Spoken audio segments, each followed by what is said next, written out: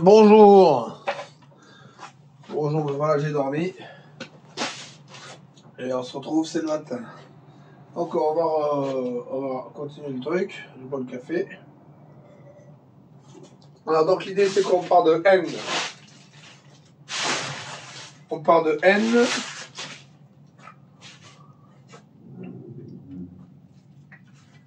On part du nombre n. Et k. On part de n et de k. Qu'est-ce que c'est k? K égale à pi de n. Quand on dit pi de n, c'est le nombre premier inférieur à n. K, c'est le nombre premier inférieur à n. On parle d'un nombre, donc on dit soit n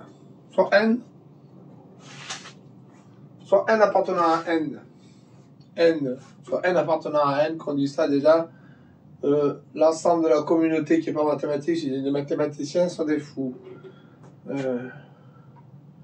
Tous les Français, là, quand ils disaient soit, hier je me suis réécouté, je ne comprends rien.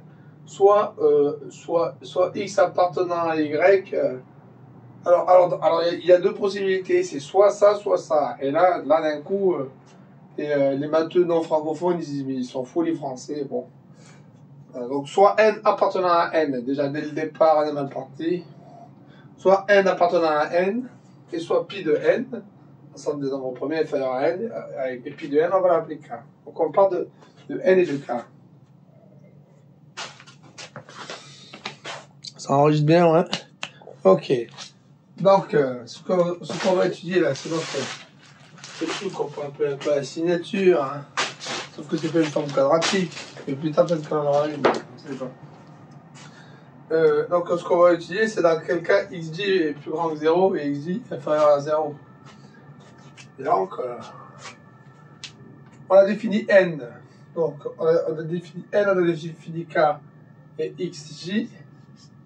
C'est égal à ln de n sur ln de pj, avec pj le jm de premier, multiplié par k, moins 1. Donc xj plus grand que 0, c'est équivalent à ln de n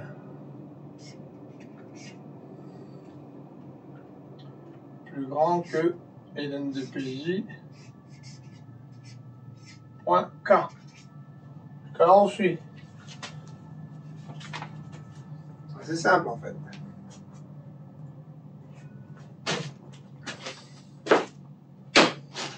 Donc on va dire, on résout ça comment?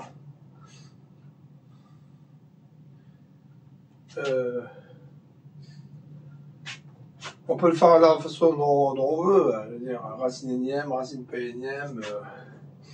Mais j'ai le cas, on va dire ln de pj. Tant que ln de pj est inférieur à ln de n sur k, tant que ln de pj est plus petit que ln de n sur k, là c'est plus. Et une fois que ln de n de pj est plus grand que ln de n sur k, c'est moins. C'est comme ça là. Au départ c'est plus, après c'est moins. Je vais mettre ça ici. Donc quand on cherche là notre ligne, c'est les moins. Alors, on va dire soit n appartenant à n, soit k égale pi de n, qui est égal au nombre de nombres premiers inférieur ou égal à n. Pi de n. Là, c'est pas un produit, c'est juste pi de n. Si je ne me trompe pas, je crois que c'est la bonne notation pour dire le nombre de nombres premiers. Je crois que c'est ça, de mémoire. Soit k égale pi de n.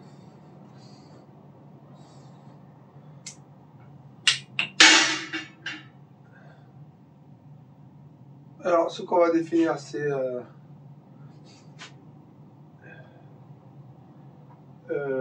donc, on va faire un truc comme ça, là. Et soit on va lui donner un petit nom sympa, L égale max DI, max DI, tel que ln de PJ inférieur à ln de n sur k.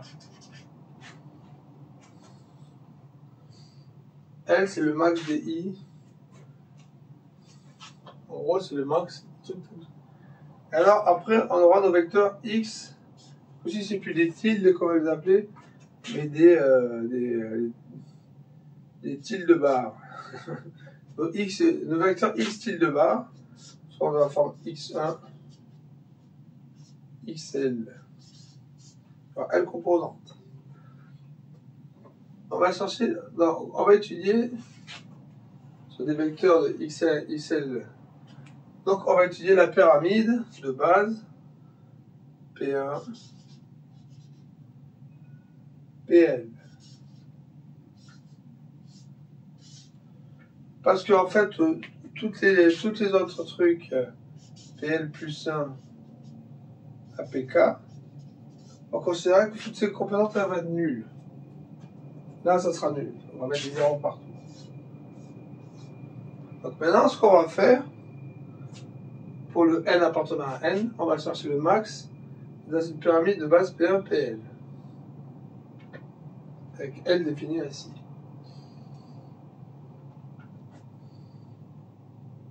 On comprend l'idée? Ce qu'on va faire aujourd'hui. Mais c'est ce truc qu'on a solutionné, en fait. On a fait cette étude-là. C'est exactement le même truc. Sauf que quand on fait le truc, ce coup-ci, ils sont tous positifs.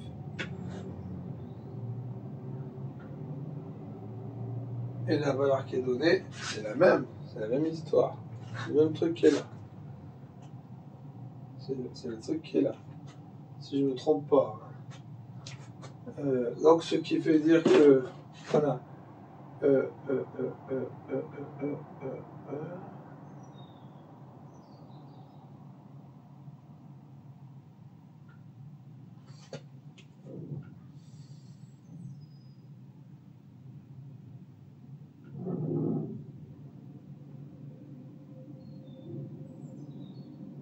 Donc la solution, ça serait ici égale ln de n, mais là c'est pas k, c'est l.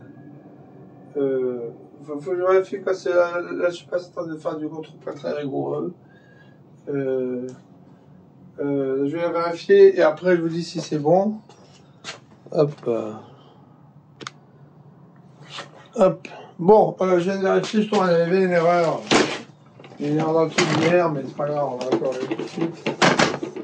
J'ai oublié une somme en route. Hop, c'est pour ça qu'il faut vérifier. Là, les XJ, là. XJ, ils sont pas bons. Le XJ qui sort, je vais pas refaire les calculs. Hein. C'est égal à ln de n plus somme des ln de pk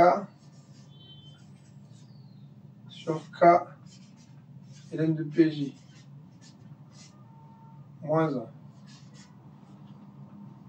Donc on va dire soit k égale pi de n, soit tout ça c'est faux, ça on jette alors. Tout ce que j'ai dit avant c'était à peu près faux.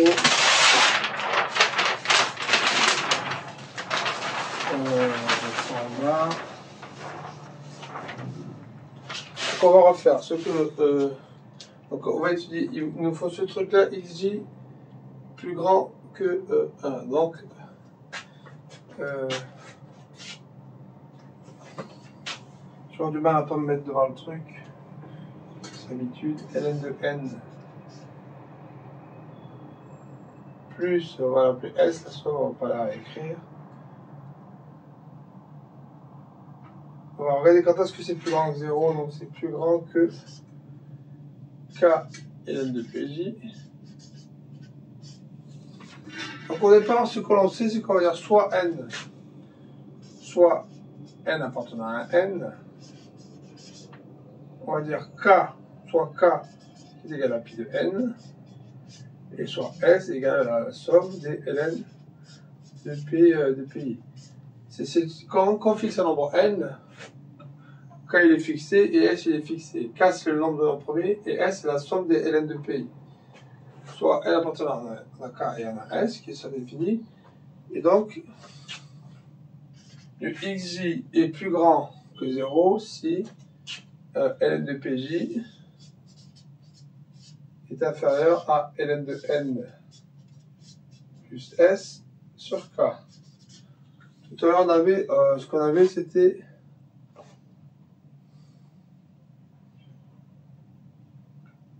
c'est toujours pas bon, parce que j'ai n'importe quoi. Non, c'est bon. Tout à l'heure, j'avais quoi obligé de tester. Je sais plus, j'ai jeté le truc. J'espère que je fais pas une erreur. Tout à l'heure, j'avais trouvé ça. Ln de pj plus grand que ln de n sur k, ouais. Donc, le s sur k. Donc, ln de pj, tant que ln de pj est inférieur à ln de n plus s sur k, c'est plus. Et quand après ln de pj est plus grand que ln de n plus s sur k, c'est moins. Voilà, donc on va dire soit, alors ce coup-ci, soit, je vais vous donner quelques petits noms, c'est intelligent, L, soit L, le max des J, tel que ln de pj soit inférieur à ln de n plus s sur k. Soit L, le max. Donc on va définir le L, le max de tel truc. On part sur la même idée. Donc après, maintenant, on va définir notre x tilde bar qui est égal à un vecteur x1, xl, et qui sera donc défini dans une bande première P1, PL. Et de l'autre côté, les PL plus 1, PK. Parce que là, maintenant, on va étudier le cas où, à chaque fois, là il n'y a que des zéros. Donc, on va étudier la sous-pyramide P1-PL. Avec ln de pj inférieur à ln de n plus s sur k. Est-ce que l'enregistre bien de vérifier de ne pas parler dans le vide, parce que ça c'est... depuis que je fais avec mon téléphone, avant j'avais une caméra, il y avait des petites loupiotes qui marquaient que ça marche. Là, il n'y a pas de loupiote qui dit que... Ah ouais, dites-le aux fabricants de téléphone qui mettent la loupiote qui montre quand ça filme. Comme ça, en plus, comme ça, si on se fait filmer dans la rue, on le sait. Là, ça filme, on ne sait pas si ça filme ou pas. C'est pas la loupiote. P1, PL, PL plus 1, PK, XA, XL. C'est bon. Alors là, ce truc-là, je dis, on a la solution de ça. C'est ce que je disais. Si on reprend le même principe, la solution, c'est la même.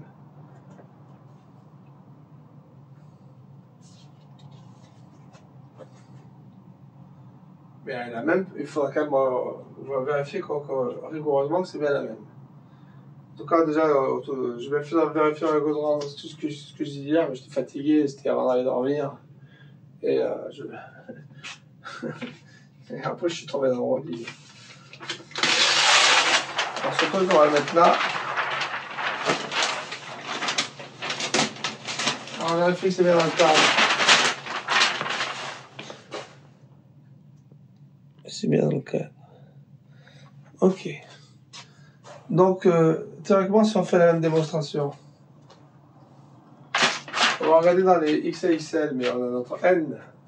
Notre N s'écrit produit des PI puissance XI de I égale 1 à L, ce coup-ci. Avec X1, X qui est égal donc à X1, XL, qui appartient à RL. Donc notre N de départ, qui est un nombre entier, qui est décomposé en facteur premier, on le décompose dans la base P1PL, avec le L défini ainsi. Et alors là, les exposants, ils sont à virgule flottante, c'est des réels. C'est des règles, ils peuvent même être irrationnels. Si c'est plus entier. Notre n est créé comme ça. Enfin, en fait, théoriquement, on fait toute la même démonstration. Après, on prend notre x tilde. Théoriquement, on devrait retrouver la même connerie. Théoriquement, je suppose qu'on retrouve la même connerie. Et on trouve donc, ce coup-ci, nos xj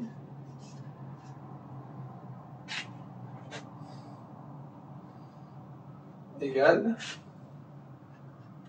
ln2 n plus somme de ln de pi de i égale 1 à l sur k sur l, donc ln de p.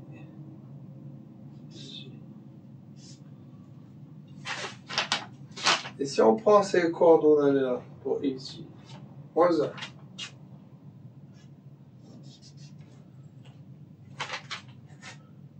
est-ce que ça marche? Est-ce qu'on a un... Qu'est-ce que l'on a comme truc? Est-ce qu'ils sont tous positifs déjà? Faut qu'ils soient tous positifs.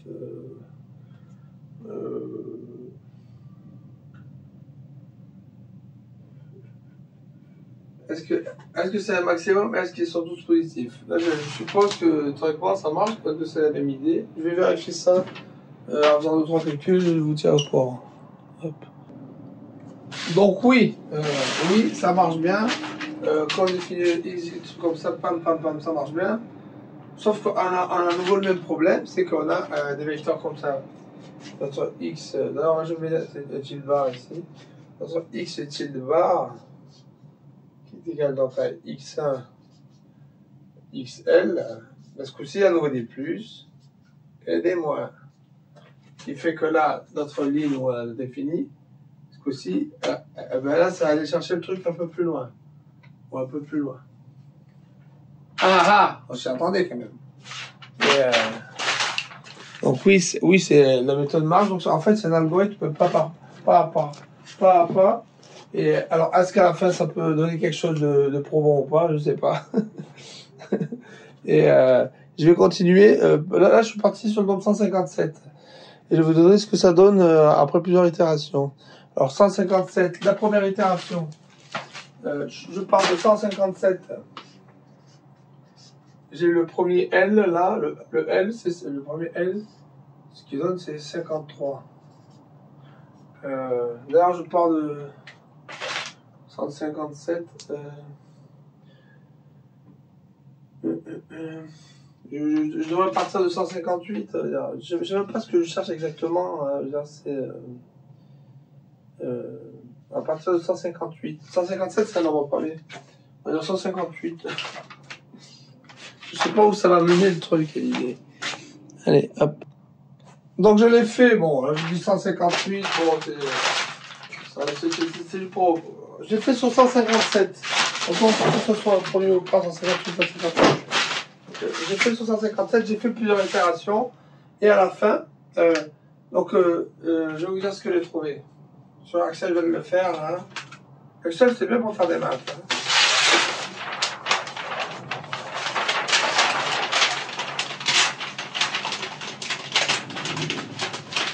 Donc les L, on va les appeler L1, L2, L3. Donc 157, on va dire L1, c'est L1. L, c'est... alors... hop, je vais juste essayer de retrouver la page. Est-ce que ça enregistre bien? Ça enregistre. Alors L1, c'est 16. C'est le 16e nombre premier. Et PL1, le nombre premier qui correspond, c'est 53. Après, on a L2. L2, c'est 8. Et le PL2, il vaut... Donc, ça a convergé, mon histoire. Ça vaut 19. Après, on a L3, qui vaut 13. Il vaut 6 plutôt. L3, il vaut 6. PL3, ça vaut 13. et L4 vaut 5. La 5, ça converge. PL4, il vaut 11. Et en base 11, j'obtiens un résultat où ils sont tous positifs. Et ceux qui sortent, les nombres qui sortent, sont donc les coordonnées qui sont à virgule flottante. Hein. Toutes positives. Alors, pour 2, 3, 5, 7, 11, on obtient, ça c'est les bases, on obtient les valeurs 2,69 et les poussières, je vous laisse faire les calculs, 2,69, 1,33, 1,33, 0,59, 0,31 et 0,06. 0,59, 0,31 et 0,06. Et si on fait 2 puissance ça multiplié par 3 puissance ça multiplié par 5 puissance ça multiplié par 7 puissance ça multiplié par 11 puissance ça, vous obtenez le nombre 157. Bon, vous obtenez 157. Donc il appartient bien à la même plan, mais il a la particularité, ce nombre, d'être tel que, théoriquement, il maximise localement, au moins parmi les positifs. C'est pas qu'il maximise d'ailleurs, c'est pas forcément un maximum, mais on essaie de faire en sorte qu'il soit assez gros. Après, il y a peut-être un autre maximum local ailleurs, en le cherchant différemment. Et donc, quand on fait ça comme ça, on obtient quoi comme produit des coordonnées plus 1, donc on obtient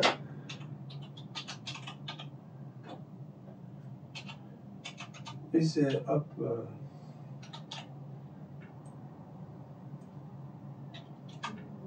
on obtient 19 quand même, 19,23. Donc le nombre de diviseurs flottants de trucs comme ça, quand on fait le produit du parallélépipède, c'est-à-dire que ça plus 1 multiplié par ça plus 1 multiplié par ça plus 1 multiplié par ça plus 1 multiplié par ça plus 1, on obtient 19,23. Et là c'est pour 157. Dans l'étude de la ligne de l'autre cours, on avait fait pour le nombre un peu plus petit. 157. Est-ce que c'est aberrant ou pas le nombre de diviseurs 19,23. Je vais vérifier ça, je vous dis dans les calculs. Bon, je vais vérifier, mais comment je vais vérifier ça? J'utilisais un truc qui marche mieux pour trouver ce résultat-là, c'est le spider solitaire.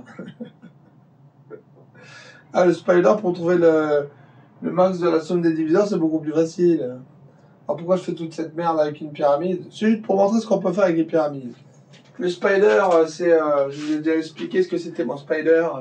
Mon spider solitaire, c'est la liste des paraboles. Donc selon le spider, mais j'ai fait ça rapidement, peut-être que j'ai pas fait d'erreur, peut-être que j'ai fait une erreur. Je crois que le maximum il est pour 120. 120, il s'écrit en base, comme ça, 2 puissance 3, 3 puissance 1 et 5 puissance 1. Ce qui fait le produit des diviseurs, 4, 2, 2. 4 fois 2 fois 2, ça fait 16.